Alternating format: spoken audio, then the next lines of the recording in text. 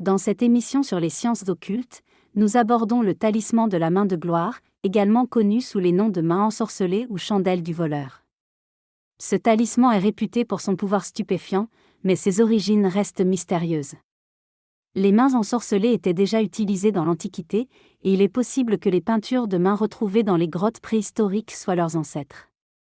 Pour la fabrication d'une main de gloire, selon certains grimoires, on utilisait la main gauche d'un pendu, ou celle d'un criminel.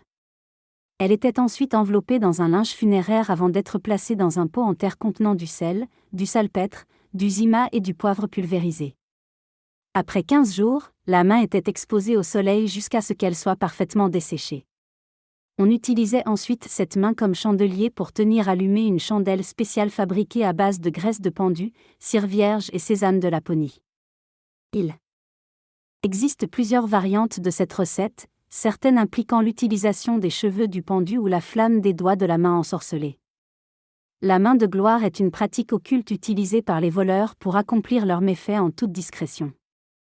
En Allemagne, il existe une version encore plus terrifiante appelée lumière des voleurs, où la base de l'ingrédient n'est plus la main d'un pendu, mais celle d'un fœtus issu d'une femme enceinte pendue, suicidée ou décapitée.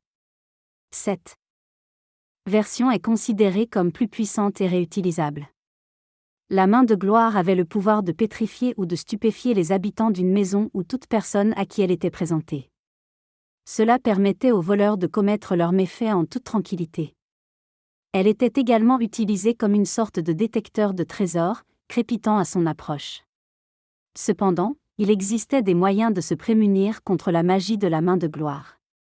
Selon le grimoire du Petit Albert, le seuil de la porte ou d'autres endroits d'entrée potentiels avec un onguent spécial composé de fièvre de chat noir, de graisse de poule blanche et de chouette pouvait rendre la main de gloire inefficace. Plusieurs voleurs ont été condamnés et exécutés après avoir avoué avoir utilisé la main de gloire lors de leur vol, mais sans succès. Certains occupants des maisons semblaient être immunisés contre son charme. En résumé, la main de gloire était un talisman utilisé par les voleurs pour commettre des méfaits en toute discrétion. La version allemande, nommée Lumière des voleurs, était plus puissante et réutilisable. Elle avait le pouvoir de pétrifier ou de stupéfier les occupants d'une maison. Cependant, il existait des moyens de contrer ces pouvoirs magiques. Le dictionnaire infernal de Colin de Plancy décrit deux versions différentes de la main de gloire, un objet magique utilisé par les sorciers. Dans la première version, la main de gloire est une main de cadavre dont la flamme qui brûle dans les doigts a le pouvoir de rendre les victimes stupéfaites, permettant ainsi aux sorciers de commettre ces méfaits en toute sécurité. La flamme peut être éteinte avec du lait, mais seulement si une personne est épargnée par la stupéfaction.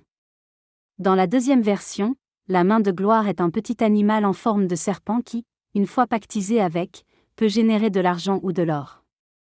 Pour cela, il faut arracher un poil d'une jument en chaleur, le mettre dans un pot d'eau. Le pot pendant 9 jours, puis dire une formule au serpent et le nourrir de son de froment. En dormant à côté du pot, on obtient le double de la quantité d'argent ou d'or que l'on y a mis. La première figure du serpent ne permet de mettre que 100 livres à la fois, mais si l'astrologie le permet, le serpent peut se présenter avec un visage humain et permettre de mettre jusqu'à 1000 livres par jour. Pour se débarrasser du serpent, on peut le tuer en utilisant un parchemin et du son provenant de farine sur lesquelles un prêtre a dit sa première messe. Il est important de ne pas négliger les détails du rituel car il est sérieux et ne tolère pas les railleries. Il semblerait probable que le talisman magique en forme de main pendue dissimule en réalité une mandragore. La mandragore est une plante réelle, appartenant à la famille des solanacées, connue pour ses propriétés psychotropes, hallucinogènes, narcotiques, sédatives et aphrodisiaques.